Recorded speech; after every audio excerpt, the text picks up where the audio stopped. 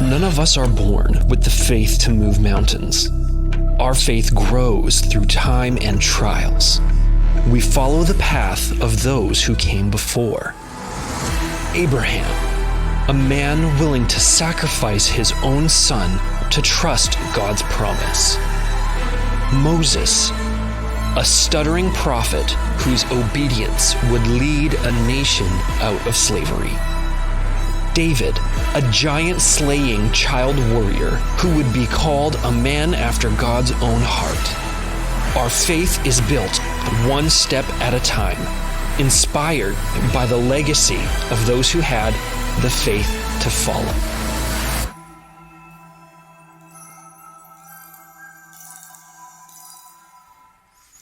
When you think about Apple, the great computer, phone, tablet manufacturer and company, you think about Apple, you go back to the very beginnings of the company, you probably think of the two Steves. Steve Jobs, of course, and then Steve Wozniak, who are credited to be the two founders of Apple. But in the very early days of Apple, there were actually three founders. Many people don't know this. There were the two Steves, and then there was a guy in the middle here named Ronald Wayne. Now, Steve Jobs and Steve Wozniak, who you see there on the left and the right, were about 10 years younger than Ronald Wayne. They were the visionary. Steve Jobs, of course, a visionary on steroids. Nothing was going to stand in his way, and he really made it happen, as we now know. But Ronald Wayne at the time was the one who was kind of like the stabilizing force. And he owned, in the very beginning, 10% of the company. And so you have, a 45-45-10 split in terms of ownership of the company. And Ronald Wayne, being about 10 years older than Steve Jobs and Steve Wozniak, at the very beginning was really the only one who had something substantial on the line with respect to the birth of the company. He had a home, he had a car, he had a wife and a family. And so in the early days when Apple was struggling to make it, it was Ronald Wayne who first panicked and thought, well, maybe this thing is not going to work. Maybe this thing's not going to make it. And he could have potentially suffered the loss of his home or a vehicle or major disruption to his family. And so, infamously, in his worry and concern about the short term, he sold his 10% share for $800. True story. Today, that 10% is worth $80 billion. Now, I'm not the world's foremost math expert, but that's a big difference. If he had held it for 10 years, it would have been worth enough for him to live on for the rest of his life. But Ronald Wayne, not for sure if the company was going to make it, thought primarily of the short term and the short-term consequences to his own situation and family, and not the long term. He didn't have faith in the long term that the company was going to work, and so he sold out for $800. The rest, as they say, is history. Now, most of us don't have that kind of a decision to make in life with $80 billion on the line, but it's true that all of us in some form or fashion make decisions on a regular basis where so often, even as Christ followers, we think primarily of the short term instead of the long term. And when you think about faith and you think about what it means to live a life of faith, because we know without faith it's impossible to please God. We know that as followers of Jesus, this whole journey we're on is a faith journey. And so when you think about faith, here's the crisis of faith every single week of our lives. Are we going to live by what we know to be true of the long term, or are we going to live more immediately impacted by what's happening in the short term? And sometimes the cost to us can actually exceed a financial amount. There are people in the world today that don't know Jesus. They're not exercising faith in Jesus because of what it might cost them in the short term. And so they're sacrificing the long term for the short term. And let me just tell you something. Eternity is too long to be wrong. And the cost exceeds $80 billion. And so when we think about faith, and we're looking in this series to some of our faith heroes, and what we're going to see is that faith is really about making decisions in the present because of what we know to be true about our future. This is the crisis of decision that every single one of us have to make every single week. Are we going to live today primarily in light of what we see and feel today? Or are we going to live today because of primarily what we know and believe about the future? This is the crisis of faith.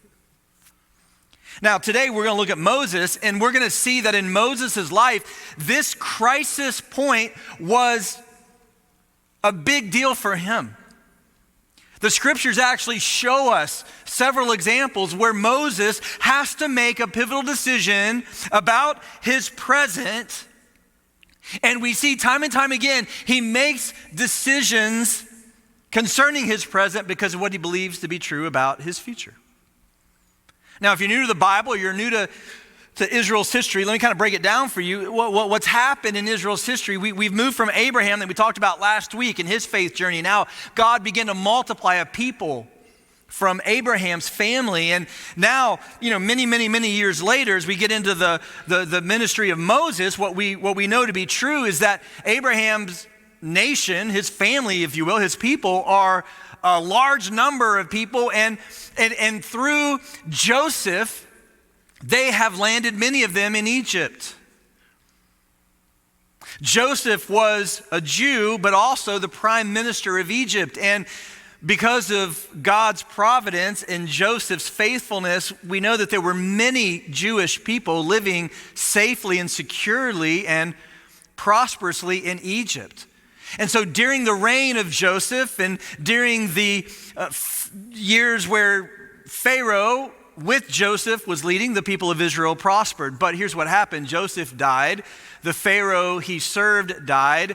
And as another Pharaoh was raised up, over time the Pharaoh became suspicious of all of these Jewish people in Egypt. He saw them as a threat. They began, of course, the Jewish people to multiply there in Egypt, and there's more and more of them. And the new Pharaoh forgot about what happened with Joseph, and he forgot about what happened under his tenure as prime minister. And so now he was just looking at all of these Jewish people in his nation, and he became concerned that if they were to rise up against him, they could cause a serious problem. And so he enslaved them. And began to tax these Jewish people with hard work, and he sought to prevent them from growing in power. And one of the decrees that he gave during this period of Egyptian history was that when Jewish mothers gave birth to sons, the sons were to be killed. And so, on one particular occasion, you have a Jewish mother who gives birth to a son. Instead of killing him, she leans into what she believes to be and knows to be God's will, and she puts this baby in a basket and she puts him in the water, and he ends up along the river there with Pharaoh's daughter. Pharaoh's daughter's servants pull this basket out of the water, and there's a Jewish boy in there, and so you have Moses raised in Pharaoh's house by Pharaoh's daughter. And as Moses gets older, let me give you the first crisis of decision. Moses, unlike Joseph, could not live peaceably in Egypt as a Jewish man. You see, Joseph could live both as a Jew and the prime minister. Moses knows he cannot live safely in Egypt as a Jew and an Egyptian prince. He sees the suffering of his people. On one occasion, he sees one of his people being mistreated by an Egyptian, and he kills the Egyptian in defense of his Jewish brother. And this crisis of decision comes to Moses because, unlike Joseph, he knows he can't be both an Egyptian prince and a Jewish son, so he's got to decide what he's going to do. Is he going to take the path of least resistance and be an Egyptian prince with all of the riches and power that accompanied that? Or was he going to be a Jewish son and be with his people and pursue the will of God with his people? Well, Hebrews 11 tells us the decision Moses made, and more importantly, why. Check this out. I think this is one of the most encouraging sections of the Bible. Check this out. By faith.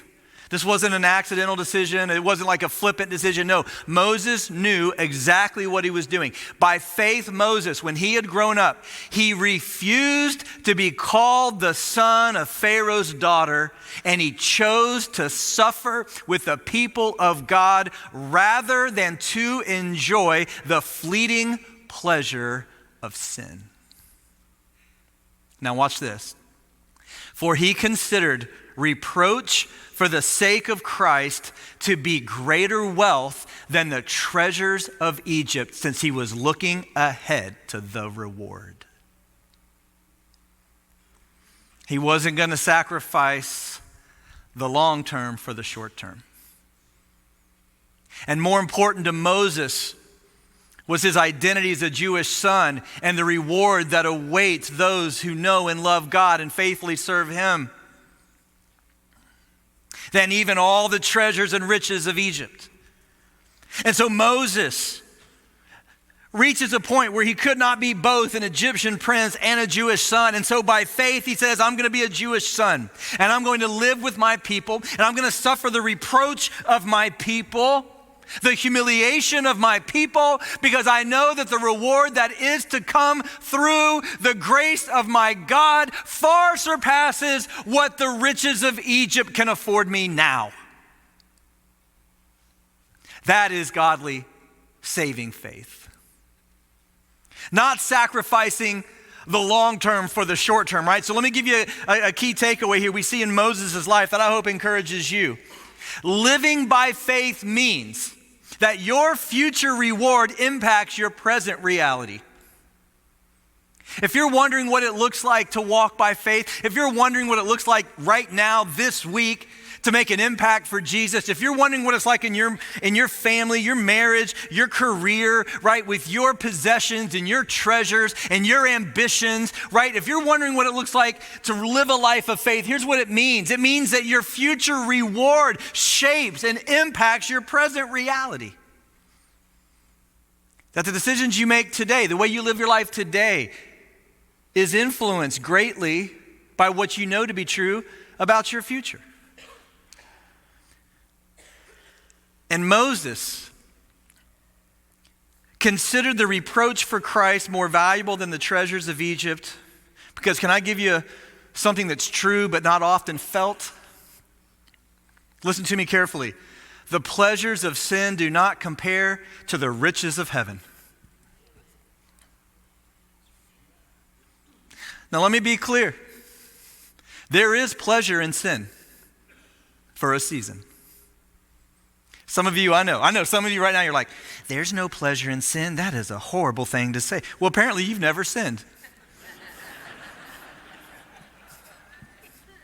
Because there can be some fun in some sin. And there can be some pleasure in some sin for a season.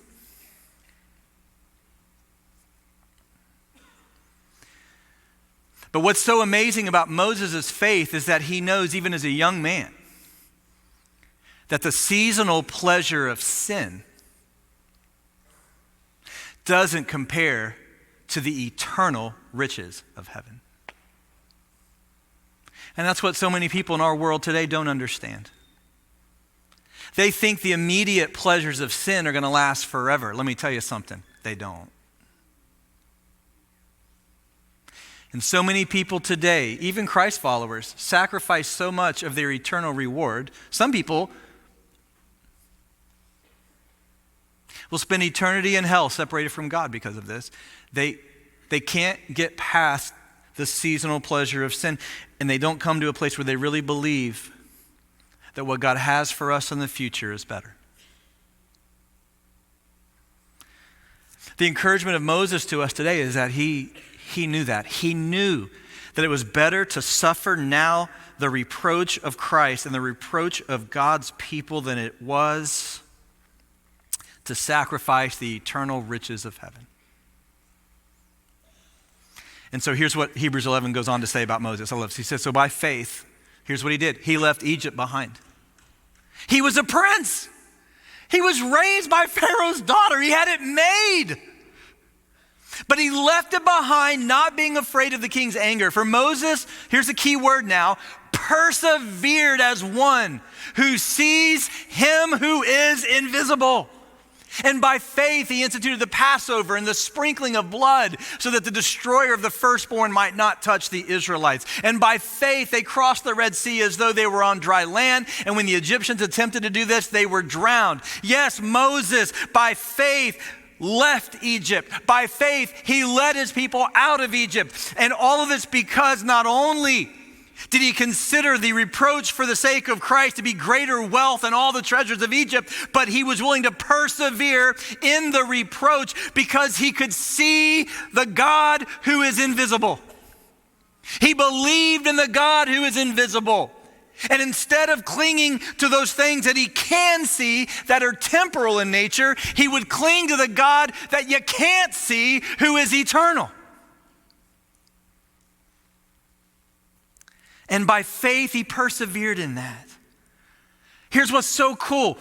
Throughout the book of Hebrews, okay, especially in chapter 11, okay, the word for persevere or the word for endurance, okay, is the word, it's in Greek. If you don't know that, the New Testament is written largely in common Greek. Here's the word hupomeno, okay, that doesn't mean anything to you, but let me tell you why I'm telling you that. Hupomeno is two words in the original language. The last part of that, the meno part of that, literally means to stand or to stay.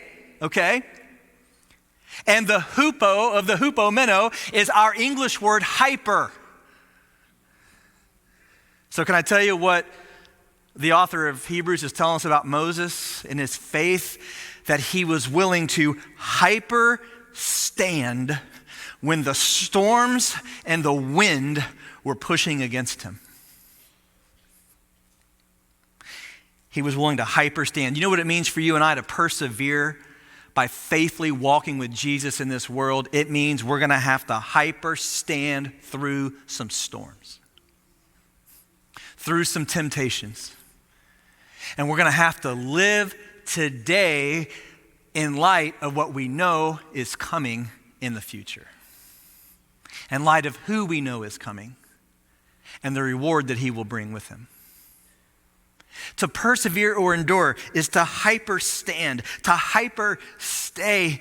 And today, by Moses' example, I want to encourage you with some practical takeaways on how to do this. How do you live with this kind of faith to stand firm in every season of life and every circumstance of life? How do you do it? Okay, first of all, here's what we learned from Moses. By knowing God. By knowing God. Right here in Hebrews 11, you see it. That for Moses, right, what was so important for him was seeing the one who is invisible, loving the one who is invisible, like seeing the glory of God in the world today, seeing the power of God displayed in the world today. For you and me, we actually get to see more than Moses saw because we get to live in a day and an age where Jesus, the Messiah, has come. We have historical record of his incredible power, of his sacrifice on the cross, of his bodily resurrection. We actually can see more than Moses saw. And even though we can't see God right now with our own eyes, there is coming a day we will. And so faith for Moses was all about living for the God that he couldn't see with his own eyes, but that he loved, that he treasured, right? The God who met him at the burning bush, the God who led him in all that he did with Pharaoh to deliver the people of God. And Moses loved God and he treasured God. And yes, Moses even wanted to see God. And at one point, Moses, as a friend of God, was so persistent in his request to see God that God put him in the cleft of the rock and allowed Moses to see just a glimpse of his glory as God passed by. Moses loved God. God was his rock, his fortress, his foundation. That's why, again, we know Moses as a friend of God. And if you want to know today how you live by faith, how you walk in faith, how you hyper stand in the storms of life, let me tell you something. You have to know and love God. And so much of what's presented as nominative Christianity today is a 3-step self-help manual where you do this, this, and this, and you can do it. Let me tell you something. If you don't start with God, you'll never do it. Listen, I'm a practical person. I'm a very impatient person. No line at Dunkin' this morning, by the way. No line. Okay, today was a good day. All right, I've told you before about line. Me and lines do not mix. It's not a good thing, okay? I am impatient. I'm the guy that likes just give me 1 or 2, 3 things to just give me that. And here's what you learn in life, you guys. God's not interested in you getting the steps without getting him. And what we learned about Moses is Moses wasn't just a leader. He wasn't just like a practitioner. I tell you, when you look back through the Exodus, when you read through Deuteronomy, you can't help but to be struck by the fact that Moses loved God. He sought more and more of God. He was a friend of God. Author of Hebrews says, he persevered as one who sees him who is invisible. Do you see him? Do you savor him? Do you love him? Do you seek him? We have what Moses did not. We have his divine revelation. Every single day you can meet God right here. You can lean into his spirit that indwells you. Did not indwell Moses.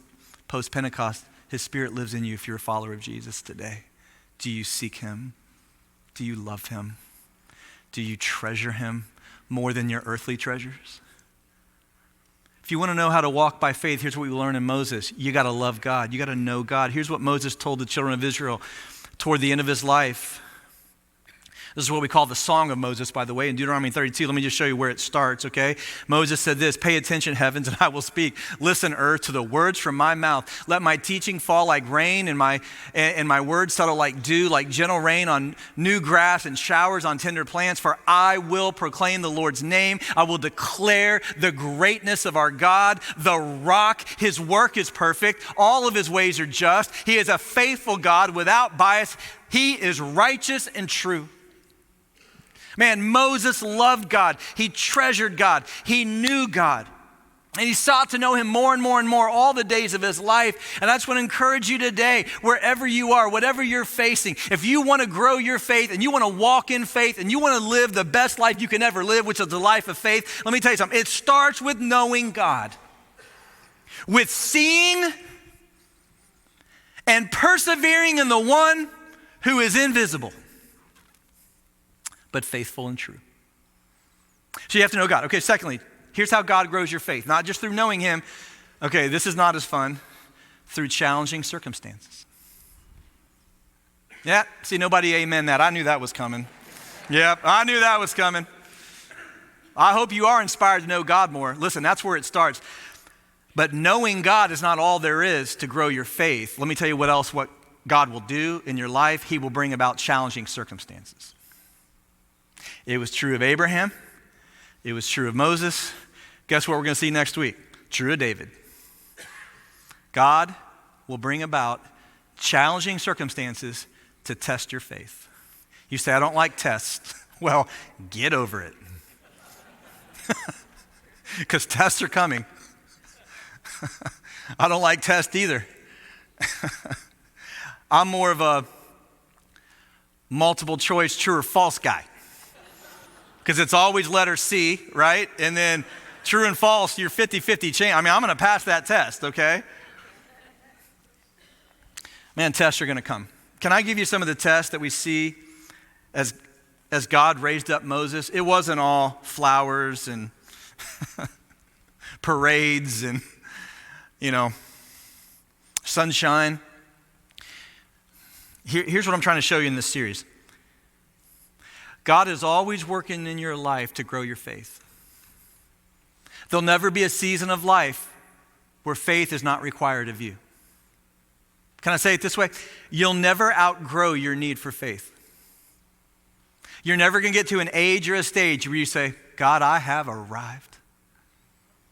I'm 76 years old now. I have learned all there is to learn. I've exercised all the faith there is to exercise. God, you may anoint me the great Christ follower of 2024. That day's not coming. As long as there's breath in your lungs, you know what God's going to do in your life? He's going to sanctify you. He's going to grow your faith. He's going to increase your faith. He's going to grow and increase your love and devotion and dependence upon him. That's how God works. You know why? Because without faith, it's impossible to please him. You say, how did Moses become Moses? Do you know how Moses became Moses? Through a series of challenging circumstances.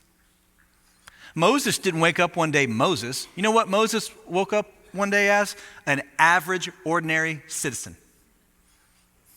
He was just a normal dude. He was. A normal dude with extraordinary faith, but that faith became extraordinary, number one, through his own love for God, and then here's how God got him to be an extraordinary leader. He tested his faith over and over and over again. Let me just hit a few things here. Check this out. Okay, this wasn't like Moses just woke up one day and he had all this faith. No. It happened through trial and error, through successes and failures, right? Listen, when he left Egypt and he lived as a shepherd, that was a test moment for Moses. He had a crisis there where he had to decide, was he going to favor the treasures of Egypt, or was he going to take on the reproach of his people for the long-term reward of knowing God? Well, we see the decision that he made, but then it got actually more difficult than that. God meets him in the burning bush and says, actually, you're going to be the person that I want to go back into Egypt. Yeah, you're going to go back to the place that you had to leave because your life was at risk for killing an Egyptian. But now I want you to go back. And Moses is like, no way. Have you seen my resume? And God's like, I don't care about your resume. I'm telling you right now, you're going to go. You're the one I'm setting aside. So Moses goes in faith. He struggled with his speaking. God said, you're going to be a public speaker. That'll bless you. You're like, God, I am terrible at math. Well, you're going to work for NASA. You know what I'm saying? It's like, this is how Moses is processing this information, you guys. We read past all of this as if it were like easy for him. It was not easy for him. Read the struggle. He's not, I don't want to say arguing with God. That's not the right word, but he's going back and forth like, God, no, I don't speak very well. You want me to lead this nation? You want me to stand before Pharaoh? God, no way. God's like, oh, I'm with you. So in faith, Moses goes.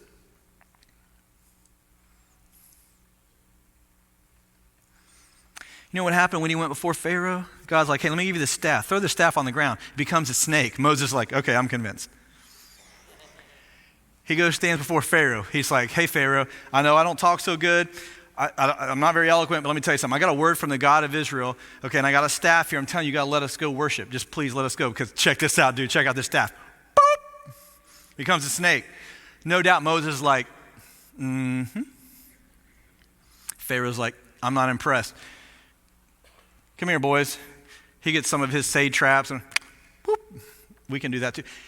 I just would love to know what Moses was thinking in these moments where he goes before Pharaoh thinking one outcome is going to happen, and then Pharaoh's like, nah, man.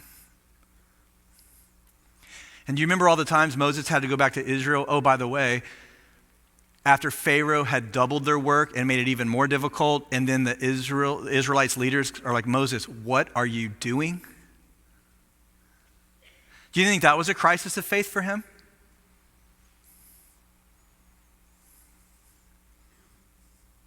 I mean, Moses is going to do what God's told him to do. He's so excited. I'm sure, okay, God, I'm not sure, but God's called me. I believe in him. I love him. I'm going to be faithful to him. And he goes and he does it. And he stands before Pharaoh. He's like, let my people go. And Pharaoh's like, no. And not only am I not going to let them go, but I'm going to double their work. And then Moses is going to go back with the leaders of Israel. And leaders of Israel are like, dude, you are the worst leader ever.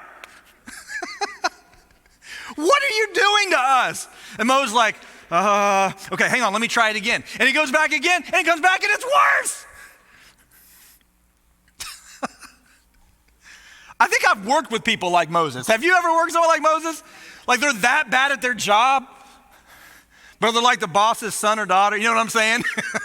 All right, anybody know somebody like that that's here with them today? Anybody come to church with them? Okay, no, all right, I'm sad.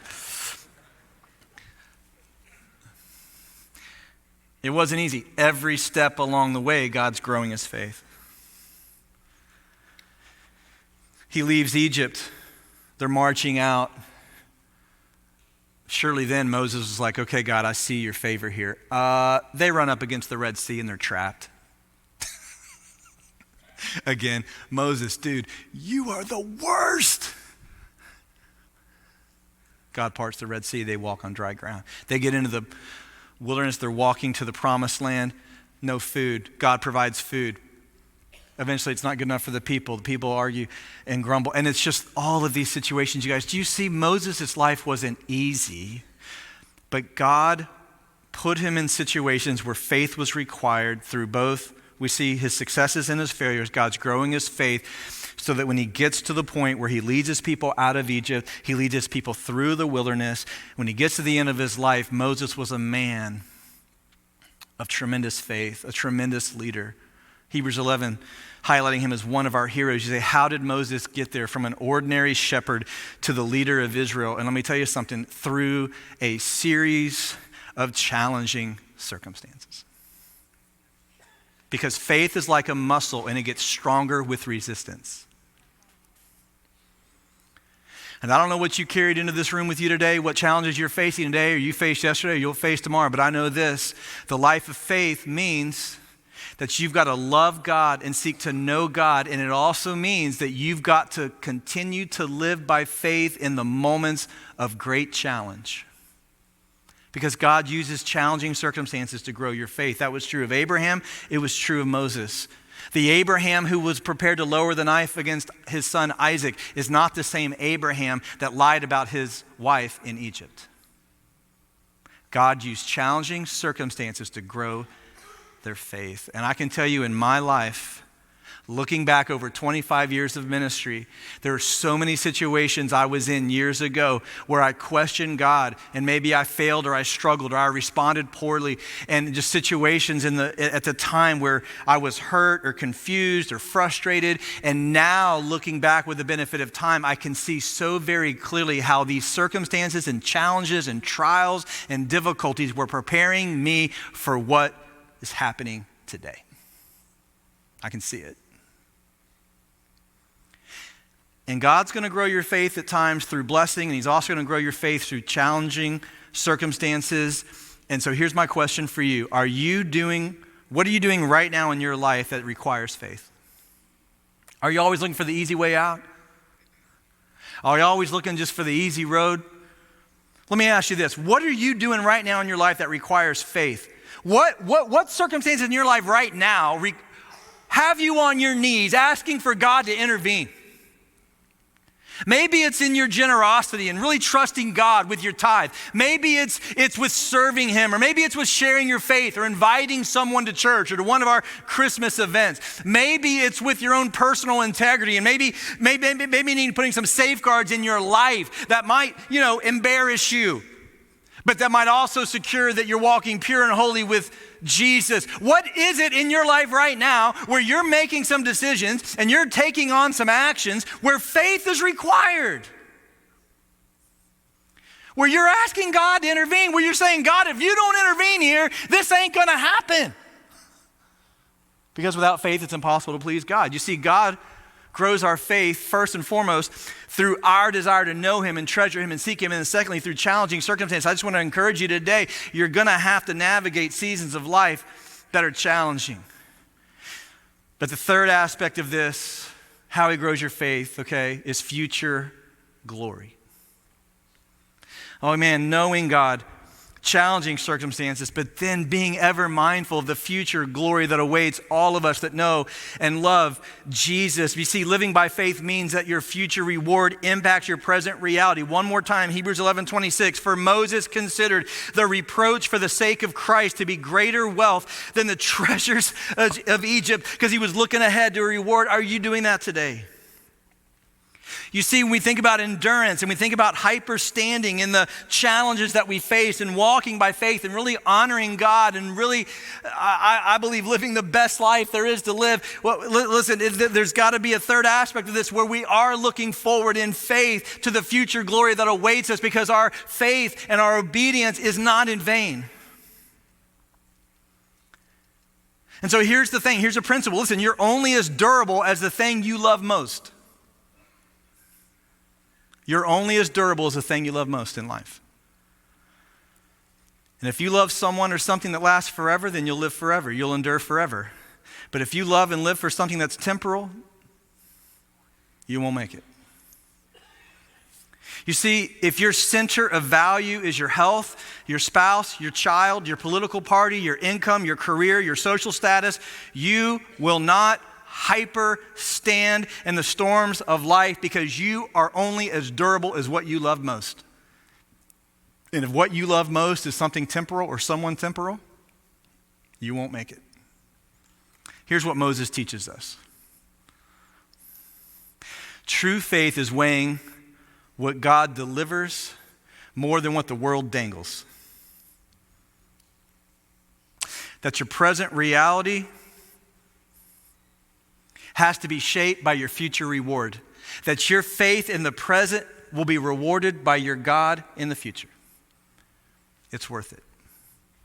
And when God is your center, and his kingdom is your center, and his reward is your center, then you can hyperstand in the storms of life, because what you love and treasure the most is of eternal value. Moses considered reproach for Christ to be greater wealth than the treasures of Egypt. He knew he couldn't be both an Egyptian prince and a Jewish son. Okay, now let me ask you this question. Are you trying to be both?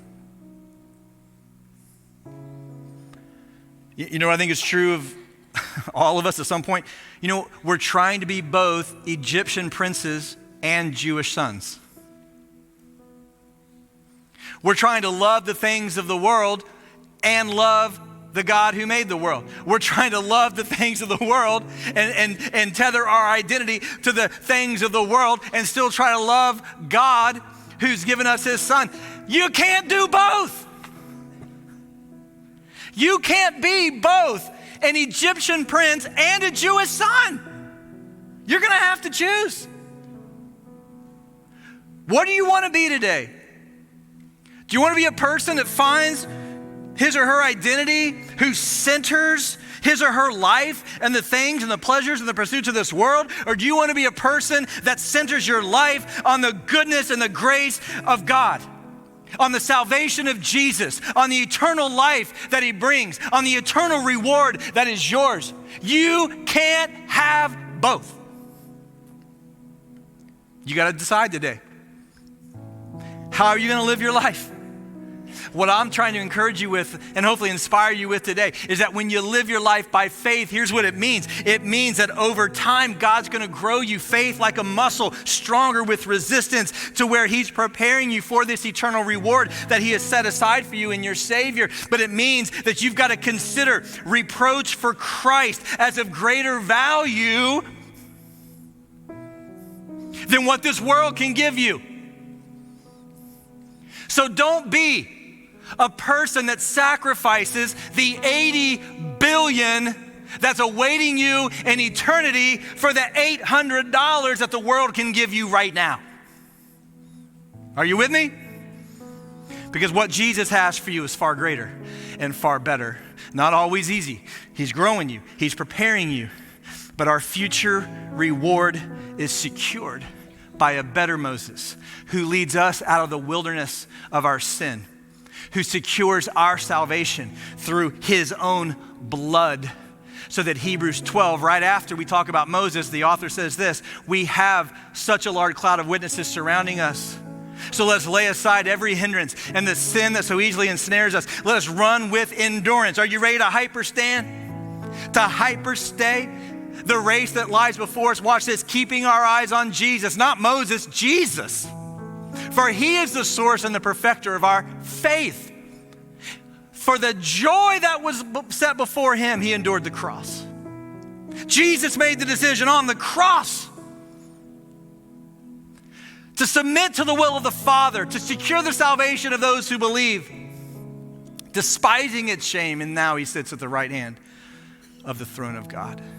No, that's the hope that we have. And if you're here today and you don't know Jesus, and you don't have this salvation, and you don't have this reason for living, I want you to understand that's what it's all about. And if you'll just today pray and ask Jesus to save you, to come into your life, or meet with me or one of our team members out here in the lobby today, listen, just to embrace Jesus, he will change your life and your eternity forever. And if you know Jesus, let me encourage you to live for him, walk by faith day by day, to treasure him above all the things of the world. That's why we used to sing, I'd rather have Jesus. Right? I'd rather have Jesus than anything the world affords today. It's in Christ alone we have our hope. So let's pray then. God, thank you for this incredible reminder through Moses of what it means to live by faith. A faith to know you, to love you, to treasure you. God, give that to us, I pray, today. Just draw us closer to you in that pursuit, like Moses, to be your friend, to love you and treasure you, to seek you, even though you are invisible. God, just to pursue you every day of our lives. And then, God, I just pray, I know there are some here today who walked into the room or with us online who are navigating very weighty, heavy circumstances. God, I pray that their faith would not wane. Like Moses in the crisis of decision, God, may they value their eternal reward over any temporal pleasure or relief. And God, I just pray across all of our faith family today that you'll find us faithful to you in the difficult circumstances and seasons that you use to grow us. God, may we be faithful in our homes, faithful with our treasures, faithful with our witness. And God, ever hopeful, I pray, about what awaits us in the days to come. There is a future glory, dear Father, that we cling to, we're thankful for. I pray that that would encourage us in these days, that it would ground our faithfulness as we cling to Jesus and him alone. For we pray all this in his name.